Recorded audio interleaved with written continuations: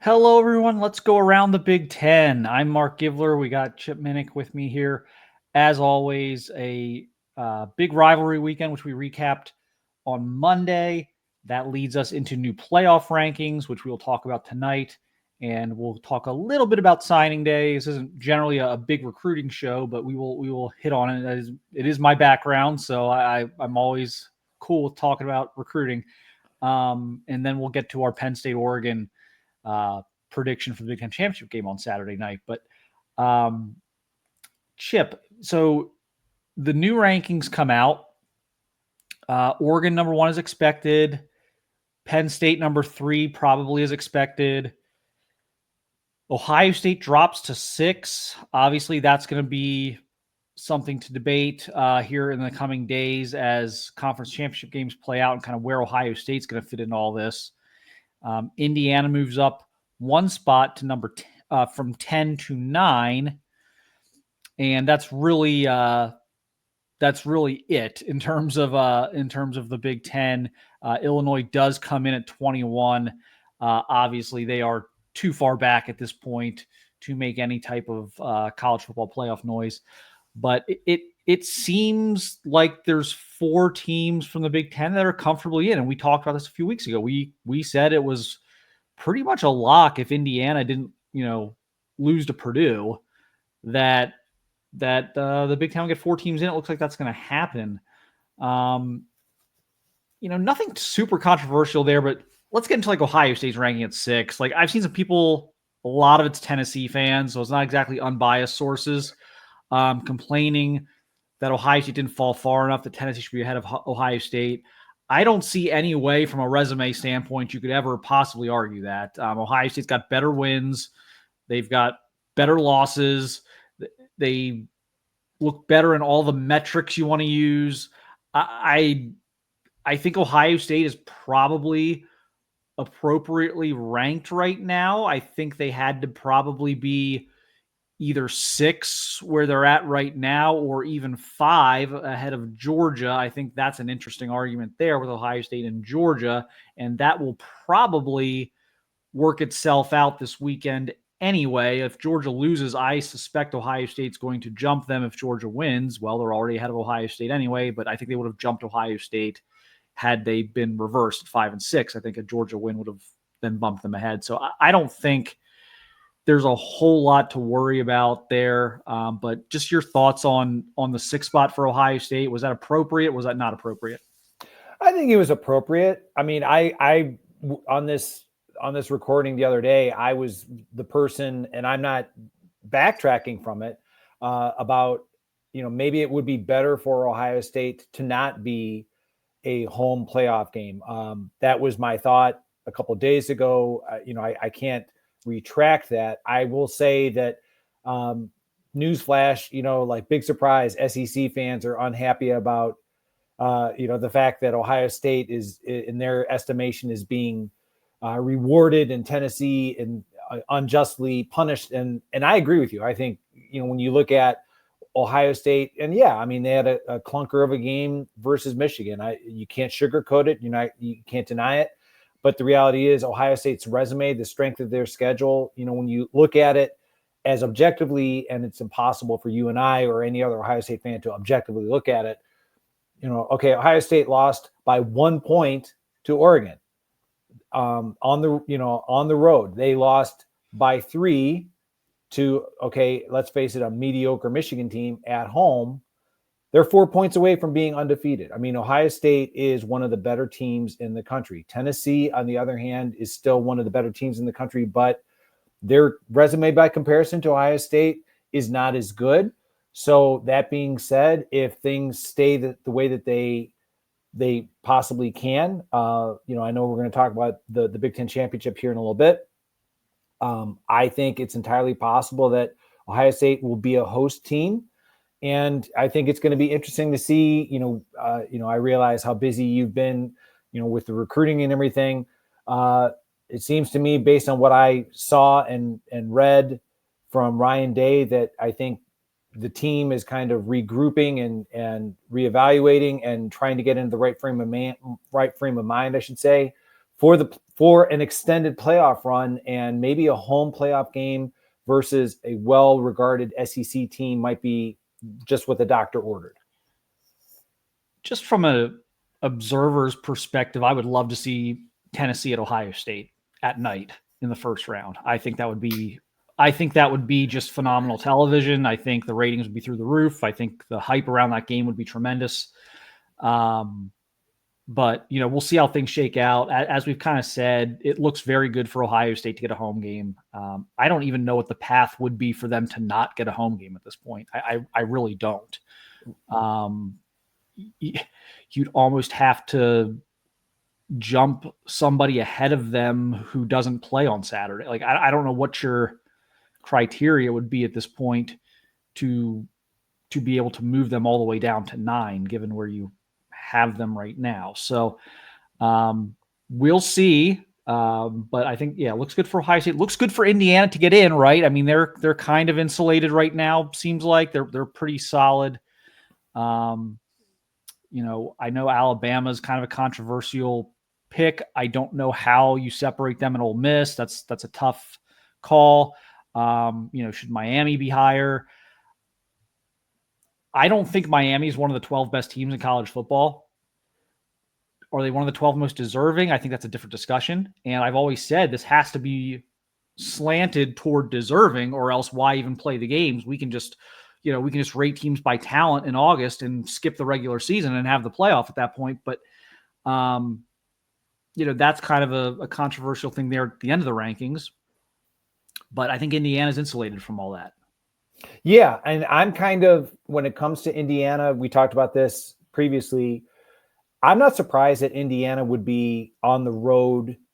I believe, with the rankings at Georgia, if everything shakes out the way that, what we saw last night on Tuesday night in the rankings. So I think, for an Indiana fan, obviously you would want, I was just talking about the idea of having Georgia come to you, but let's face it. I think Indiana, their strength of schedule, we talked about it. And again, I'm not backtracking on it. You can only play the schedule you have, and Indiana was tremendously successful with the schedule they had, with the exception of their one loss at Ohio State a couple weeks ago.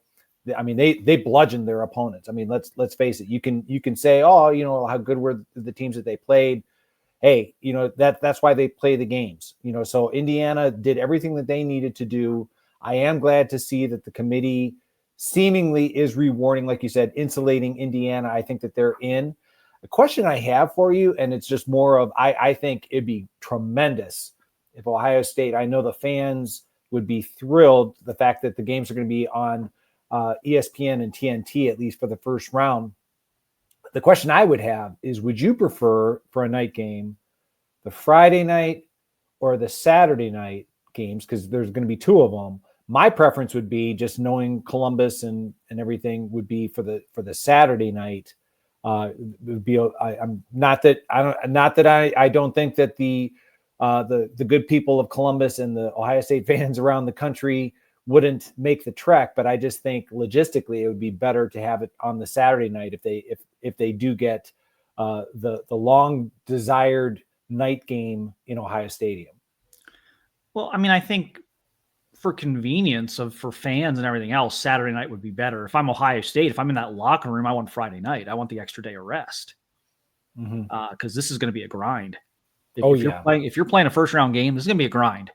So I want every extra day of rest I can get. So I want to play Friday night, because you're going to get the few weeks off in between. But again, if you're a fan, you may feel differently about how you watch the game, if you can get to the game, whatever. That's obviously, there's a lot of factors that go into that in terms of Saturday night being more beneficial. But if I'm a player, if I'm a coach at Ohio State, I want the Friday night game.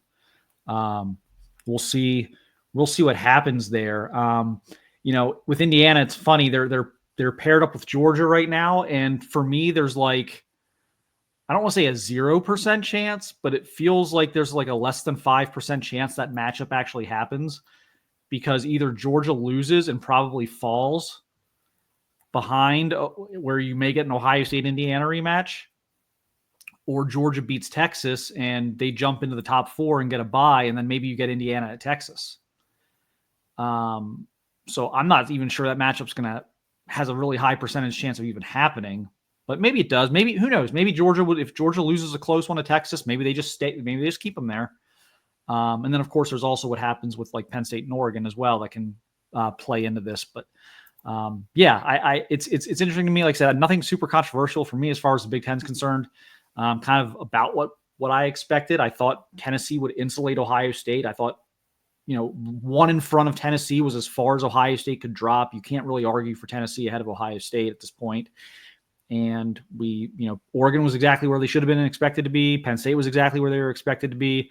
And then Indiana was pretty much exactly where they would have been expected to be as well. So nothing too crazy there. Now we just see how the Saturday goes and see how the matchups go. Because right now, I think Ohio State's game's going to be fascinating no matter what. It looks like they're going to either get Tennessee at home, which, again, great game. Two fan bases have been talking a lot of trash the last, day or two since the rankings came out about why Tennessee's ranked behind them and everything.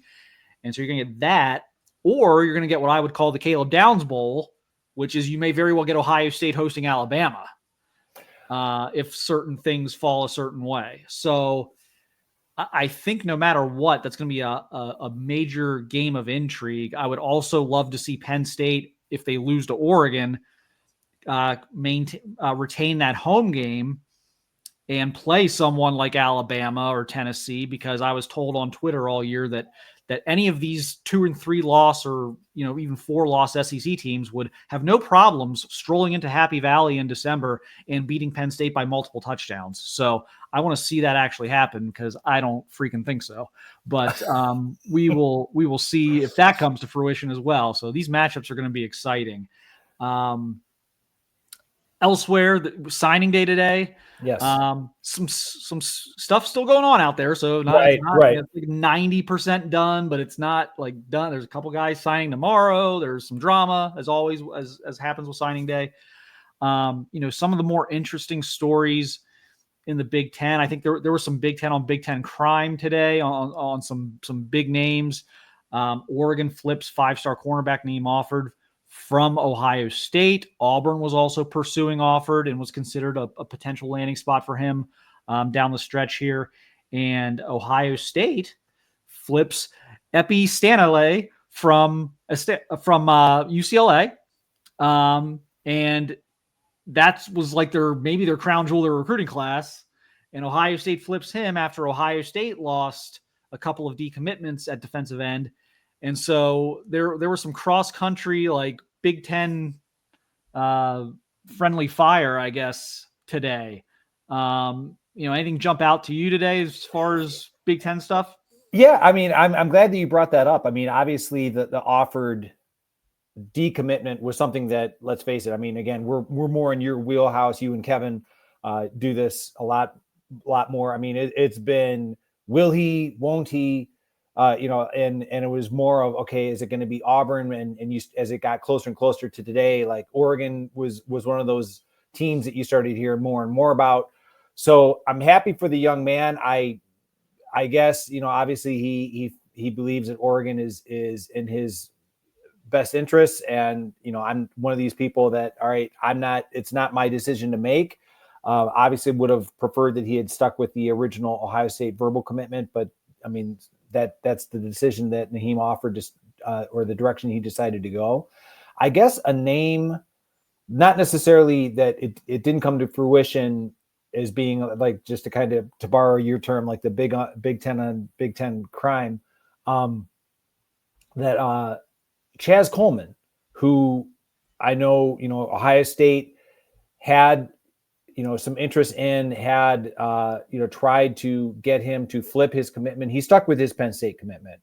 So there's one that I guess I'm going to, I realize that recruiting, there's a lot more that goes into it than just on signing day, that the long-term development. So just to keep an eye, on a guy from Ohio, from Warren Harding, to see how he develops at Penn State.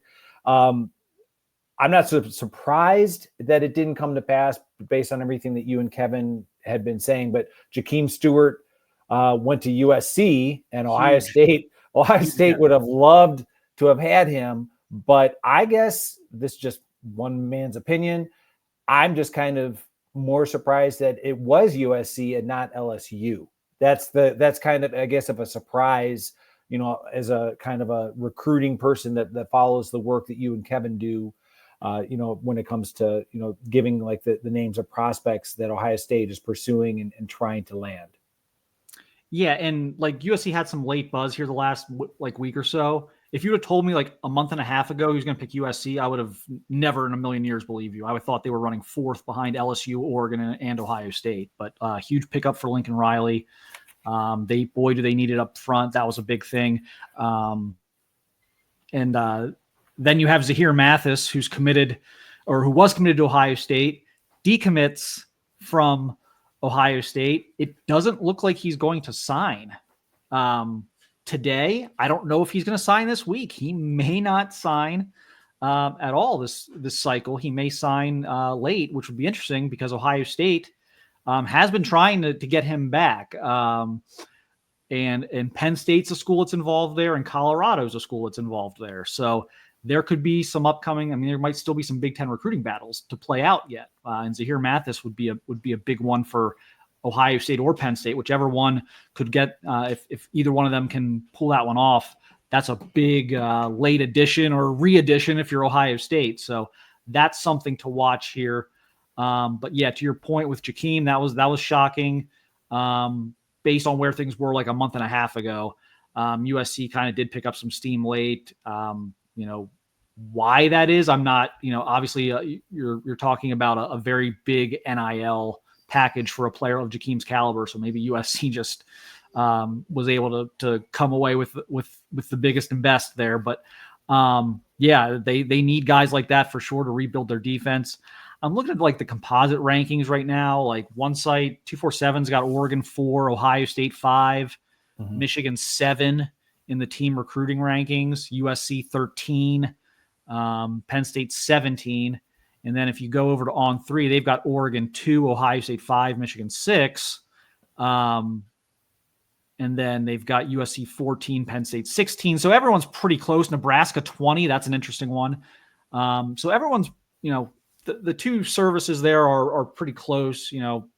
Maybe a team's off one or two spots from where the other one has them, but it looks like, they're in pretty good shape as a conference to sign 3 top 10 classes and, maybe as many as 5 top 15 classes, depending on how things shake out here. So, a solid class for USC. Is it going to get them back to national prominence? I'm not convinced of that. 13th isn't bad, but it's not, you're in Southern Cal. I mean, that's, you should be able to sign top 5 or 6 classes, I think, just about every year. Michigan's had a resurgence in recruiting this year.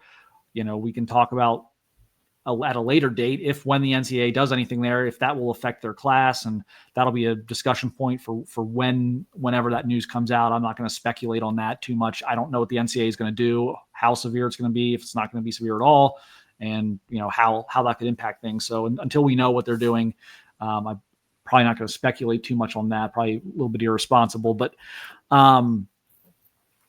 Oregon again, Ohio State again, considered pretty much consensus top 5 recruiting classes. And as I've kind of said before, I've kind of told the Ohio State fans that I speak with, like, don't be surprised, even though Michigan just beat them again, don't be surprised if this becomes a really big thing in terms of like every year you kind of have to go through Oregon at some point, whether it's in Indianapolis, regular season, whatever it is. Don't be surprised if every year it's a going through Oregon thing moving forward for a Big Ten championship, because those two programs continue to be set up nicely. Yeah, I would completely agree. I would say right now, and obviously let's enjoy the remainder of the 2024 season, but I think it's almost impossible not to forecast Oregon being the proverbial, thorn in the side of Ohio State and the rest of the Big Ten, for the foreseeable future. I mean, just the way Dan Lanning, in terms of his coaching, I think obviously we're talking about the recruiting. I think the development is there. Obviously the NIL that Oregon is willing to distribute, let's face it. I mean, it's going to be one of these things that I think Oregon for all of the traditionalists that are up in arms that, like, how could Oregon come into the Big Ten and not immediately be playing for the conference championship? Hey, they are taking advantage of a lot of the things that they had well established, as well as the fact that now that they are a national brand, taking advantage of these new rivalries and opportunities to impress young men coast to coast. So Ohio State, that if anything, it just means that they have to raise their game. A player that I neglected to mention in our previous, I guess I don't want to call it that here was somebody that I know that you're familiar with, that Kevin's familiar with, that probably, if things could have worked out in his favor, would have been an Ohio State Buckeye. But your thoughts on Nolan Davenport signing with Wisconsin, considering just the glaring need that Ohio State, Ryan Day acknowledged during the fact that offensive lineman is something that Ohio State needs. Like, was that a mistake to let Nolan Davenport go, even though he would be a developmental guy along the offensive line? Yeah, it's interesting. You wonder, if Ohio State knew back in June that this was definitely going to be going to a 105 roster limit, and that, walk-ons are kind of going away, and you could have up to 105 roster players, and they could all be scholarship players if you want them to be. Maybe they would have approached that a little bit differently. He camped at Ohio State in June. They didn't offer. They apparently told him after camp they probably weren't going to offer, at least not at that time. And he promptly, the very next day, committed to Wisconsin. So I think that tells you something about how that landed with him, how that conversation went. So I don't even know if they had come back at the last minute. I don't know how that would have been received, because he was obviously pretty upset with that by committing to Wisconsin the very next day. Yeah, I like Nolan. He's like one of my top 15, 20 guys in Ohio in the class. So that's right on that fringe of I'm not going to be stunned if Ohio State offers, and I'm not going to be against it if Ohio State offers, but I'm also not going to be super surprised if they don't. He's right in that kind of window for me. But I think where Ohio State's mind is at right now at offensive tackle is to go in the portal and get proven players, and then continue to fill out their depth with high school players. But we'll see. Also, David Sanders Jr. did not sign today. My opinion, my opinion is that he's going to ultimately stick with Tennessee. I agree. But it was kind of funny. Ohio State, with a very well-timed and strategic news drop this morning, having Josh Simmons go out there and declare for the NFL draft at 9:30 this morning, while they're still making their last-ditch effort to flip David Sanders from Tennessee, and be like, hey, just a reminder that our starting left tackle's leaving. Just wanted you to know that before you sign. So that was a nice little touch. But we'll see. We'll see what the next 24 hours holds there. But yeah, it was a good signing, a good, Big Ten, well represented in the top 15, top 25 recruiting classes. Again, a lot of the services here have them. I believe have the Big Ten with 6 or 7 top 25 classes. Nebraska's in there, Washington's, Wisconsin. I think 8 on 247, 8 of the top 25. Right. 9 of the top 27, 10 of the top 30. Maryland and Rutgers sneaking in there. In Wisconsin at 25. So, 10 of the top 30 recruiting classes is very, very strong. Very strong for the Big Ten. So a really good signing day for them. Maybe when things get a little slower here, like next week, we can do a little more in depth on that and, pick out some surprise classes and things like that. But, last thing I want to get into here tonight is obviously the Big Ten championship game on Saturday night, Penn State and Oregon. Oregon, at the time of recording, only a 3.5 point favorite, Chip. That's low. I think people expected at least to be a touchdown. This is what's Vegas telling us here. Okay. That's why I gave you that look, because obviously, the powers that be in Vegas, I always joke about, hey, there's a reason why there's beautiful, brand new, shining buildings always going up in Vegas. They know something that the average person doesn't. I'm just kind of surprised because I have the utmost respect for Penn State in the sense that I think defensively they're solid. We saw what, as an Ohio State fan, we saw what they did, Oregon did to Ohio State secondary. And no disrespect to Penn State's secondary. I just have a hard time envisioning Penn State secondary being able to do much better. Maybe strategically they will. Like, I know Abdul Carter as a pass rusher, that is something that is going to be, something that Oregon will have to account for with Dylan Gabriel. But I think Oregon wins comfortably, more than by 3. That kind of, we talked about it earlier with regard to the playoff seedings. Like, if Oregon were to boat race Penn State, which I don't think is going to happen, but if that were to happen, how much would that impact Penn State's standing in the college football playoff rankings? So I think Oregon wins by at least a touchdown. It wouldn't surprise me by 10.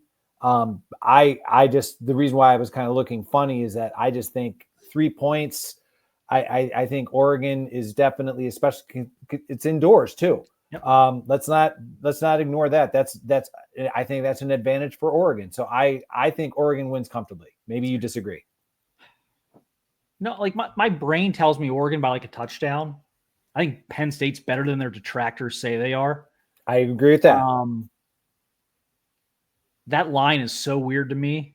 And I keep getting back. We've talked about this a lot, and we always seem to fall into the trap of like not fully buying into it. Is the cross-country flight? Are we going to have another cross-country flight issue? Because Indianapolis is obviously a much quicker flight, quicker trip, same time zone than Penn State. And, or so you're changing time zones again. You're flying across the country. Like, I wonder if that's being baked in. But yeah, I think Oregon's going to win. I think it's going to be a little more high scoring than people think. I think Oregon's going to win like something like 31-24, something like that would be my guess. I think that the indoor, fast turf, I think there's going to be some plays made. I think Penn State's going to try and control the line of scrimmage and play keep away with their running game. That's been successful at points against Oregon this year, but at points it hasn't been. They've seemed to have improved a little bit as the seasons went on in terms of holding up against the run. I think it's been a really good game. But yeah, I'll go Oregon as well. I like that score. I like your score though. 31-24, like 31-21, something like that. Like it. Yeah. That's what it feels like to me. I mean, like, this is an opportunity. Let's face it. Not that, because I think we're both in the same mindset on Drew Aller. I think he has his obvious, his obvious share of detractors. I think there are people that are expecting, from the Penn State side of things, that we're expecting more from him than what he has shown. So this is an opportunity for Drew Aller to show on a national scale what he can do. But by the same token, I think it's also important for, if I was a Penn State offensive coach, like, Drew, play within yourself. Like, don't try to do too much against this team, because I do think Dan Lanning, having a defensive background, he's going to do things to try to intimidate and confuse Drew Aller. So I think it's going to be really important for Drew Aller to kind of just play whatever opportunities present themselves. Yeah, and then just kind of like lastly here, I completely agree with you, but I think maybe more interesting, or at least just as interesting to me as the outcome of that game, is what it does to the playoff rankings. Yep. So here's how I have it. Obviously this can go one of 3 ways in my opinion. Path A is Penn State wins, and I don't care if that's by 1 or by 30. If that happens by any score, if Penn State wins, obviously they're going to vault up 2 at worst and maybe 1. And I think Oregon's basement is like 5. I don't think Oregon slips past 5. I don't think Oregon, no matter how bad they could lose on Saturday night, would fall behind Notre Dame or Ohio State. So I think they're kind of insulated there. Where it gets interesting is Penn State. Like, if Penn State loses by a field goal, you've got some decisions to make. Notre Dame and Indiana on paper, if you take away the names, Notre Dame and Indiana on paper have essentially played the same schedule, and Indiana's loss is better. So that kind of showed, but their gap in the rankings is significant. So would you drop Penn State for losing a tough home game to Ohio State and then a tough neutral site game to Oregon? Would you drop them below Notre Dame, who lost to Northern Illinois and doesn't really have a whole lot of great wins? Like, would you do that? And furthermore, what would you do about Ohio State? Would you drop them below Ohio State? I mean, Ohio State beat them on their home field. So if they lose a close game to Oregon, what happens there? If they get blown out by Oregon, I think it's pretty simple. They drop behind Ohio State, and they maybe even drop behind Tennessee at that point, but definitely behind Ohio State. So there's like 3 different paths this can go that could shake up the bracket. Right. I that's why, like, your score prediction, I think that falls neatly into, I'm just going to say, like, category B, right? Yeah. Like that, like, I don't think a touchdown or even a 10-point loss, like, let's say, like, just hypothetically that, okay, Oregon has the ball, it's late in the fourth quarter, they have the lead, and they kick a field goal just for insurance. I don't look at that as a, even like 10 points as a blowout loss. Right. So I agree with you. I think that, like, the scenarios you present, I mean, you want to talk about how the shockwaves that were felt if, from Ohio State, the upset loss last week to Michigan. If Penn State pulls off the upset, I mean, I think, it's one of these things like, oh my gosh, like the reverberations. I do think, if I'm a Penn State fan, you're certainly hoping for category B, in the sense that, okay, most people are anticipating you to lose. You don't want to get blown out. You don't want to be embarrassed on national television. So I think if I'm Penn State, I think obviously you want to win the game, but you're hoping for the best case scenario and most likely scenario is category B. Yeah. So we'll see. Like I said, I think the Big Ten championship game has a really big influence on what the final bracket looks like. Obviously, the SEC championship game will have its share of influence as well, with Georgia and Texas and that whole kind of build up that parking lot of bumper to bumper traffic there between like 5 and 9 or whatever it is. The SEC will have some say in that as well, but I think the Big Ten is going to really have some say in how this the Big Ten championship game will have a real say in how this bracket is finalized. But hey, enjoy it. Saturday, it's one of the best days of the year. Absolutely. The conference championship weekend. I don't know how much longer we're even going to have it. Who knows what the playoff and all the complaining about the championship games is going to lead to in the future. So we'll enjoy them while we have them. Extra football, I never complain about it. So everyone enjoy your football watching this Saturday, and we'll see what happens. We'll be back here early next week to recap that, and we'll have the final playoff rankings when we do our next show. So we'll break down the bracket and do all sorts of that good stuff when the bracket is announced on Sunday night, right? Sunday evening, Sunday afternoon. I think. Yeah, I think you're right. It's always early. It's early afternoon. You want to get it over before the NFL games kick off. Oh, ESPN, I think, has devoted 8 hours. I mean, well, it's not just the college football playoff. I mean, like, it's also the other bowl games. Got to argue about the bowl game. You got to argue about things afterwards. Absolutely. So, yeah. So, all right, guys, that'll be it for this episode. We appreciate you guys watching and listening. And again, we'll see you on the other side here when we have the rankings to break down. Bye.